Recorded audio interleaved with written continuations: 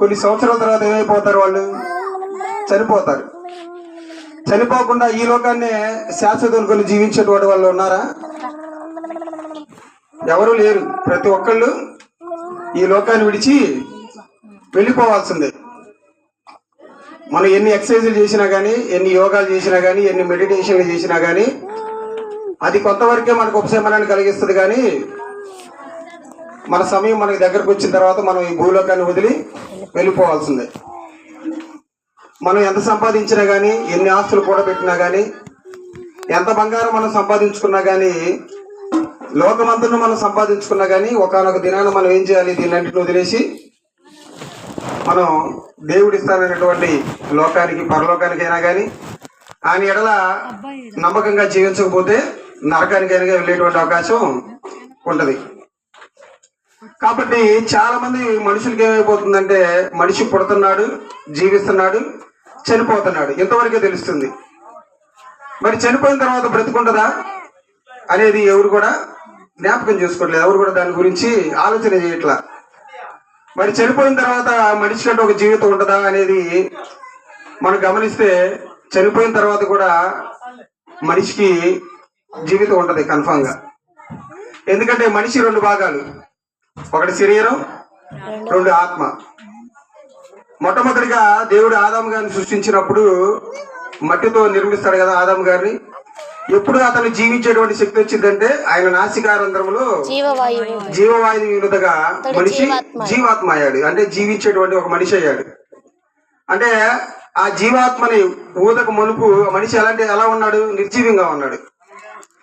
ఎప్పుడైతే జీవాత్మ ఆయనలోకి వచ్చిందో, జీవింపజేసేటువంటి ఆత్మ అనేది ఆ మనిషిలోకి వచ్చిందో, అప్పటి నుంచి మనిషి నడవటం, మాట్లాడటం, తన పనులు తాను చేసుకోవడం ఇలా జరుగుతూ ఉంది. కాబట్టి ఇలా జీవిస్తున్నటువంటి మనిషి ఈ లోకంలోనికి వచ్చి ఈ లోకమే తనదనుకొని జీవిస్తూ ఈ లోకంలో ఉన్నటువంటి ఆశలకి బానిస అయిపోయి ఈ లోకమే తనదనుకొని తన ఇష్టానుసారమైనటువంటి జీవితాన్ని జీవించి చనిపోతా ఉన్నాడు. మరి చనిపోయినటువంటి వ్యక్తి యొక్క గమనం ఏంటిది? ఆయన పరిస్థితి ఏంటి? మరి చనిపోయినటువంటి వ్యక్తి తన శరీరం అయితే ఎక్కడికి వెళ్తుంది? ప్రసంగి గ్రంథంలో 7వ అధ్యాయం 12వ వచనంలో చెప్తాడు దేవుడు, మన్నైనది మునుపటి వలె మట్టి చేరును, ఆత్మ తాను దయచేసినటువంటి దేవుని యొద్దకు వెళ్తుందంట. మరి మనిషి రెండు భాగాలని చెప్పుకున్నాం. శరీరం అయితే దేవుడు చెప్పినట్టుగా మట్టిలోకి వెళ్తుంది. మరి ఆత్మ ఎక్కడికి వెళ్తుంది? ఆత్మ తాను దయచేసినటువంటి దేవుడి దగ్గరికి వెళ్తుందా? లేకపోతే ఆయన కలగజేసినటువంటి నరకానికి వెళ్తుందా? మనందరం కూడా ఇక్కడ కూడినటువంటి మనందరం కూడా శరీరము, ఆత్మ ఇలా రెండు. మనందరం ఇక్కడ ఉన్న కొన్ని సంవత్సరాల తర్వాత చనిపోతాం. చనిపోయిన తర్వాత ఇక్కడ ఉన్న వాళ్ళందరూ ఏం చేస్తారు? మనలందరూ తీసుకెళ్లి మట్టిలో కలిపేస్తారు. మరి ఆత్మ ఎక్కడికి వెళ్తుంది? ఎప్పుడైనా ఆలోచించారా? అసలుకి ఈ ఆత్మ ఎక్కడికి వెళ్తుందని ఎవరైనా చెప్పగలరా? మరి ప్రపంచంలో ఎవరు చెప్పలేరు. ఎవరు ప్రపంచంలో ఉన్నటువంటి మనుషులు ఎవరి మాట వింటారు? ఎవరి మాట ప్రకారంగా ఈ ప్రపంచం నడుస్తుందంటే సైంటిస్టులు ఉంటారు కదా, శాస్త్రవేత్తలు, వాళ్ళ మాట వింటది ఈ ప్రపంచం. ఎందుకంటే ఒకప్పుడు మనకి గ్రహాలు ఎన్నని చెప్పినాయి? 9 గ్రహాలని చెప్పినాయి. సైంటిస్టులే చెప్పారు 9 గ్రహాలని. తర్వాత ఏమన్నారు? ఈ మధ్య కాలంలో 8 గ్రహాలే అన్నారు. ఎందుకంటే ప్లూటో అనేది గ్రహం కాదు, అదొక మంచుకొండ అనంగా ఏమైపోయారని అందరూ నమ్మేశారు. మరి వాళ్ళ దగ్గరికి వెళ్ళి అడుగుదామా? మనిషి మరి మరణిస్తున్నాడు కదా, మరణించిన తర్వాత మనిషి ఎక్కడికి వెళ్తున్నాడంటే వాళ్ళు చెప్పేటువంటి సమాధానం ఏంటిదంటే మాకు తెలియదు.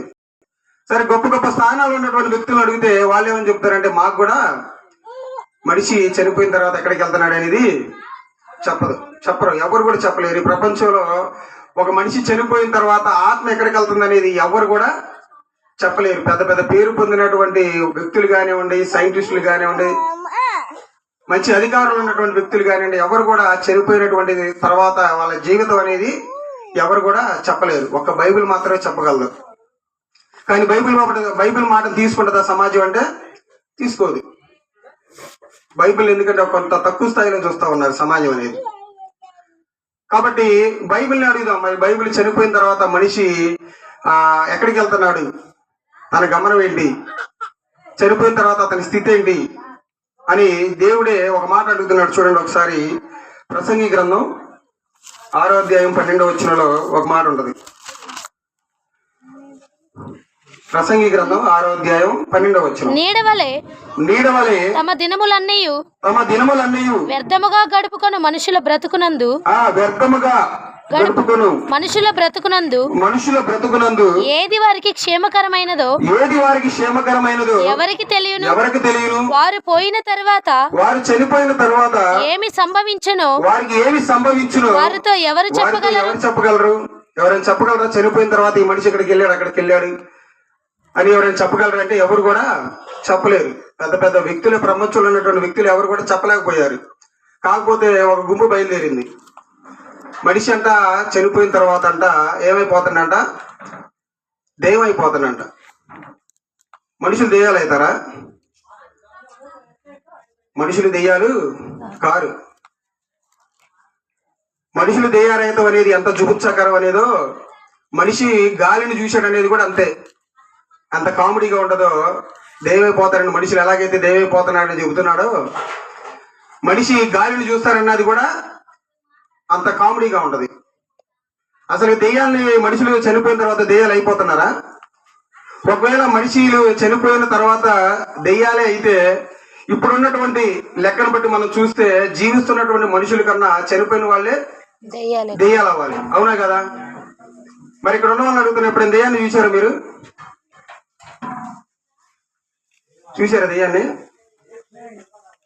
చెప్తున్నారు చాలా మంది. కొంతమంది ఆ వాక్యాన్ని తీసుకున్న వాళ్ళు కూడా చెప్తున్నారు దెయ్యం అయిపోతున్నాడు మనిషి అని. ఒక వీడియో చూసా యూట్యూబ్ లో, దెయ్యం పట్టిందంట ఆ సహోదరి మణికి. ఆ సహోదరి మణి పాస్టర్ గారి దగ్గరికి రాగానే ఆయన ఏం చేస్తున్నాడంటే ఆమె నెత్తి మీద ఈ బైబిల్ పెట్టి ప్రార్థన చేస్తున్నాడు. ఆమె ఆగట్లా, తిరుగుతా ఉంది, అటు ఇటుకి మెదిలాడుతా ఉంది, అరుస్తా ఉంది, కెంకలేస్తా ఉంది, ఎగురుతా ఉంది. తాగట్లేదు. నేను ఏం చేశానంటే టపా టపా టపా అని బైబిల్ తీసుకురా నెత్తి మీద కొట్టాడు. కొద్ది నిమిషాల తర్వాత ఆమె ఏమైపోయిందంటే కింద పడిపోయింది. కింద పడిపోవడం కాదు, ఆమె ఏమైపోయిందంటే చనిపోయింది.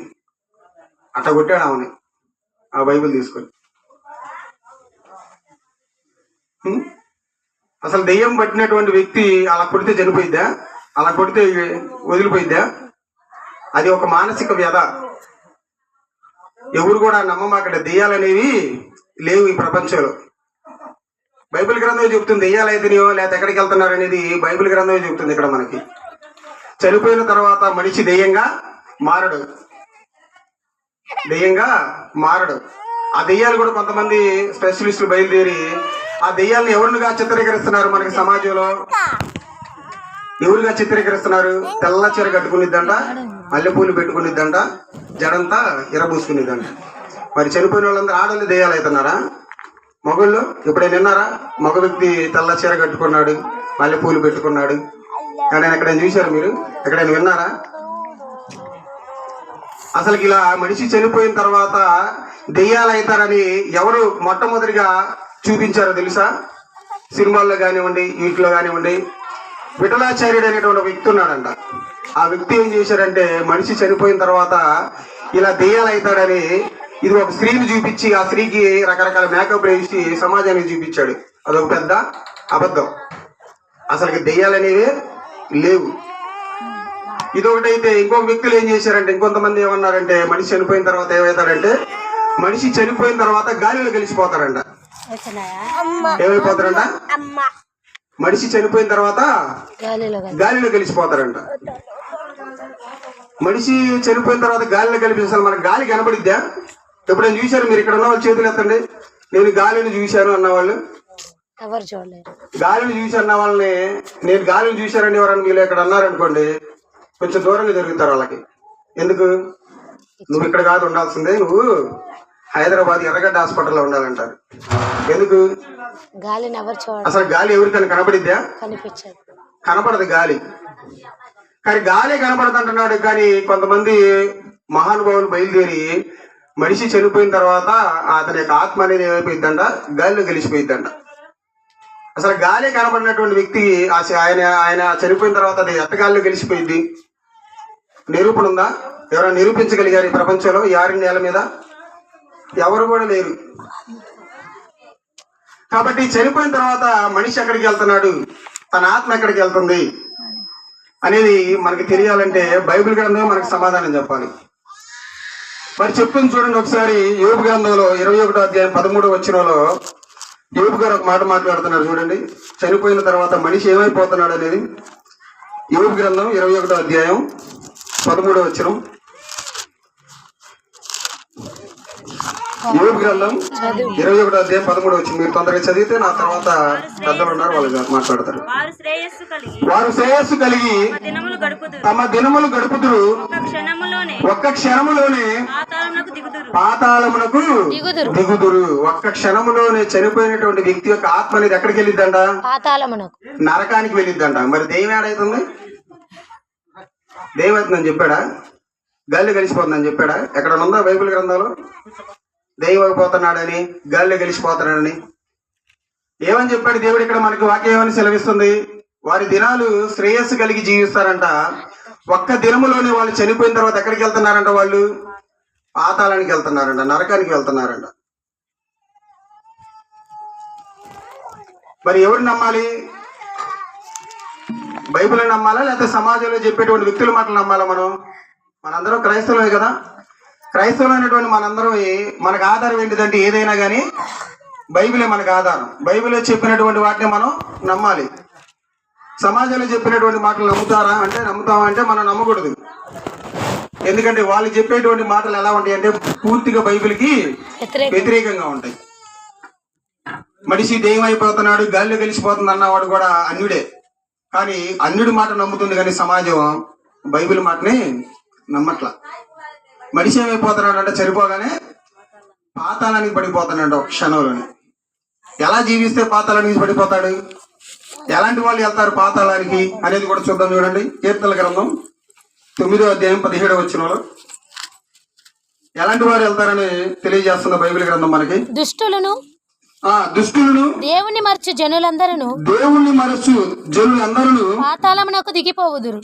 పాతాళానికి దిగిపోదురు. ఇలా రెండు క్యారెక్టర్ కలిగినటువంటి వ్యక్తుల గురించి చెప్తున్నాడు ఇక్కడ. ఎవరంట? దుష్టులను దేవుని మరచు జనులందరూ, దుష్ట కార్యాలు చేసే వాళ్ళందరూ, దేవుడిని ఎరగకుండా ఇదే జీవితం అనుకొని జీవించేటువంటి వ్యక్తులు వాళ్ళు చనిపోయిన తర్వాత పాతాళానికి వెళ్తారంట. అలాగే దేవుణ్ణి మరిచిపోయిన వాళ్ళు, ఈ లోకమే నాదనుకొని, ఈ లోకమే శాశ్వతం అనుకొని దేవుణ్ణి మర్చిపోయి ఈ జీవితాన్ని దేవుని కొరకు ఉపయోగించకుండా తన ఆశల కొరకే, నేత్రాశకి, శరీరాశకి, జీవోడమ్మానికి ఉపయోగించినటువంటి వ్యక్తి ఎక్కడికి వెళ్తారని చెప్తుంది బైబిల్ గ్రంథం? పాతాళానికి వెళ్తాడు అతను. కాబట్టి బైబిల్ మనకు ప్రామాణికం. బైబిల్ గ్రంథంలో ఉన్నటువంటి దాన్ని మనం నమ్మాలి. ఒక వ్యక్తి చనిపోయిన తర్వాత ఎక్కడికి వెళ్తున్నాడంటే పాతాళానికి వెళ్తున్నాడంట. మరి పాతాళానికి ఎలాంటి వ్యక్తులు వెళ్తున్నారా అంటే ఎలాంటి వ్యక్తులు వెళ్తున్నారు? దుష్టులను, దేవుణ్ణి మర్చిపోయినటువంటి జనులు వెళ్తున్నారు. కాబట్టి జ్ఞాపకం ఉంచుకోండి, సమాజంలో చాలా మంది వ్యక్తులు వచ్చి మిమ్మల్ని భయభ్రాంతులకు గురి చేస్తూ ఉంటారు. మిమ్మల్ని దెయ్యాలు వదలగొడతాం, అది చేస్తాం, ఇది చేస్తాం అని రకరకాలుగా చెప్తా ఉంటారు. వాళ్ళ మాటలు నమ్మకండి. బైబిల్ గ్రంథం ప్రకారంగా మనకి ఏమని తెలియజేస్తుందంటే ఇక్కడ ఎలాంటి వాళ్ళు నరకానికి వెళ్తారంటే మొదటిగా దుష్టులు వెళ్తారంట. తర్వాత ఎవరు వెళ్తారంటే దేవుణ్ణి మర్చిపోయిన వాళ్ళు. మరి ఎలాంటి వాళ్ళు మరి ఈ పాతాళాన్ని తప్పించుకోవాలంటే పరిస్థితి ఏం చేయాలి మనం అనేది కూడా బైబిల్ గ్రంథం చెప్తుంది. చూడండి, సామెతల గ్రంథం 15వ అధ్యాయం 24వ వచనం. క్రిందనున్న పాతాళమును తప్పించుకొనవలెనని బుద్ధిమంతుడు పరమునకు పోవు జీవ మార్గములు నడుచుకొనును. ఈ భూమి మీద జీవిస్తున్నటువంటి ఒక వ్యక్తి ఈ పాతాళాన్ని తప్పించుకోకుండా దేని మార్గంలో నడవాలంట? జీవ మార్గం, అంటే దేవుడు చూపించినటువంటి మార్గంలో నడవాలి. ఆనాడు భక్తులు ఎలాగైతే జీవించారో, ఒక అబ్రహాం గారి లాగా, ఒక నోవా గారి లాగా, ఒక ఇస్సాక్ గారి లాగా, ఒక యాకోబు గారి లాగా, వీళ్ళందరిలాగా మనం వాళ్ళు ఉన్నటువంటి మంచి మంచి లక్షణాలు మనం తీసుకొని జీవించామనుకోండి, అదే జీవ మార్గం. ఆ జీవ మార్గాన్ని జీవిస్తున్నటువంటి నీవు దేవుడు నీకు జీవాన్ని ఇస్తాడు. ఆ మార్గాన్ని విడిచినటువంటి నీకు దేవుడు ఏమి ఇస్తాను అన్నాడంటే పాతాళం. మరి ఏది నీ చాయిస్? ఏ మార్గాన్ని వెళ్తావు నువ్వు? దేవుడు నీకు దయచేసినటువంటి జీవ మార్గంలో నడుస్తావా, లేకపోతే ఆయన మార్గాన్ని తప్పి నీవు పాతాళానికి వెళ్తావా? ఇలా బైబిల్ గ్రంథంలో కూడా జీవ మార్గాన్ని ప్రకారం జీవించి పరలోకానికి వెళ్ళినటువంటి వ్యక్తి ఉన్నాడు. ఈ లోకమే శాశ్వతం అనుకొని దేవుని మరిచి జీవించినటువంటి వ్యక్తి తన పాతాళ స్థితిని కూడా వెళ్ళిపోయాడు. చూద్దామా, లైవ్ ఎగ్జాంపుల్ జరిగింది బైబిల్లో కూడా. ఎవరు ఎక్కడ? కొత్త నిబంధనలో లూకాసు వార్తలో 16వ అధ్యాయంలో మనకు కనపడింది.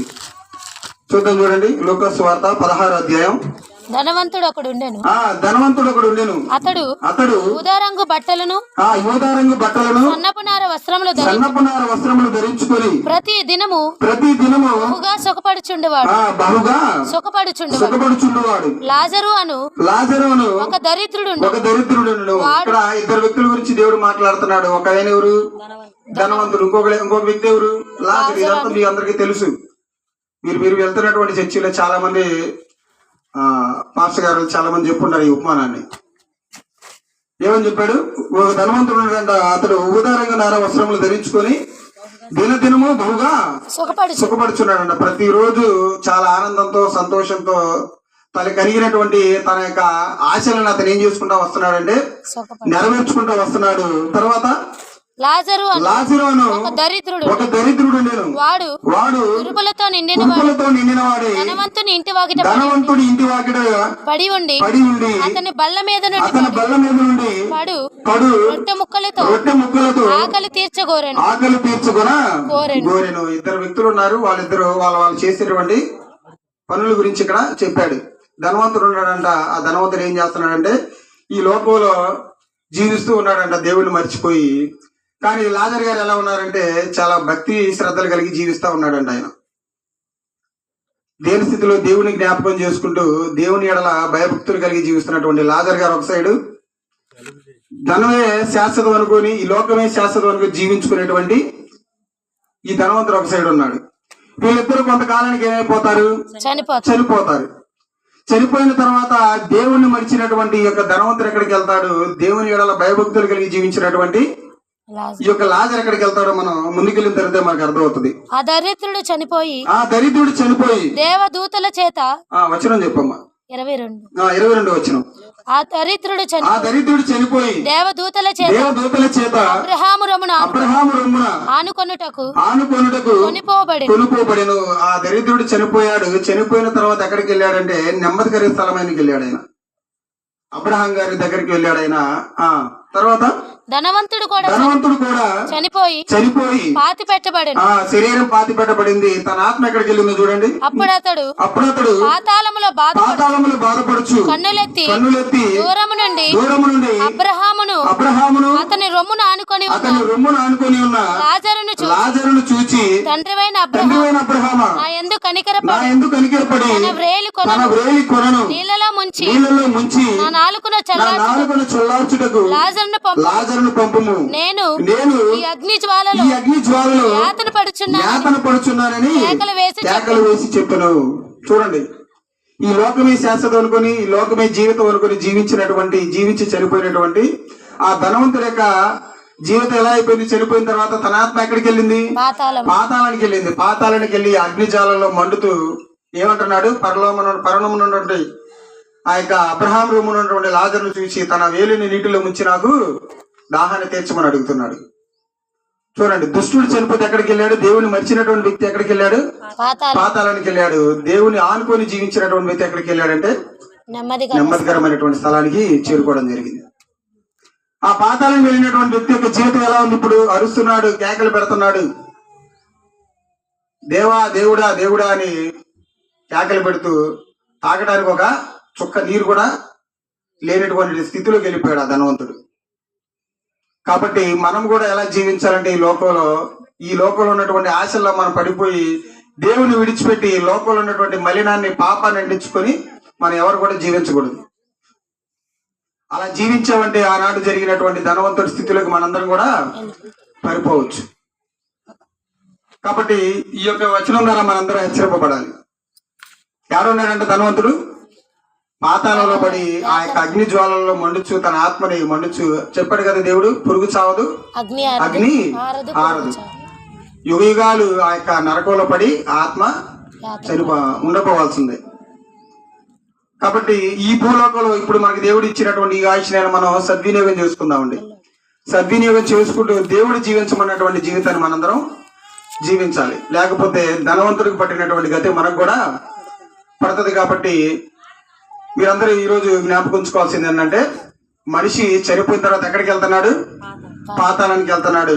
దేవుని ఎడల భయభక్తులు కలిగి జీవించినటువంటి వ్యక్తి ఎక్కడికి వెళ్తున్నాడు అంటే పరలోకానికి వెళ్తున్నాడు. మరి మీకు ఏది కావాలి? దేవునికి నచ్చినటువంటి జీవితాన్ని జీవించి ధనవంతులాగా అయిపోతారా, లేకపోతే దేవునికి నచ్చి జీవించినటువంటి లాజర్ లాగా మన జీవితం ఉండదు అనేది మిమ్మల్ని మీరు జ్ఞాపకం చేసుకోండి. నాకు ఇచ్చిన సమయం కూడా అయిపోయింది అనుకుంటా. పెద్దలకి అవకాశం ఇద్దాం. ఈ అవకాశం ఇచ్చినటువంటి పెద్దలకి, కుటుంబానికి నా హృదయపూర్వక వందనాలు తెలియజేసుకుంటూ నా మాటలు ముగిస్తున్నాను.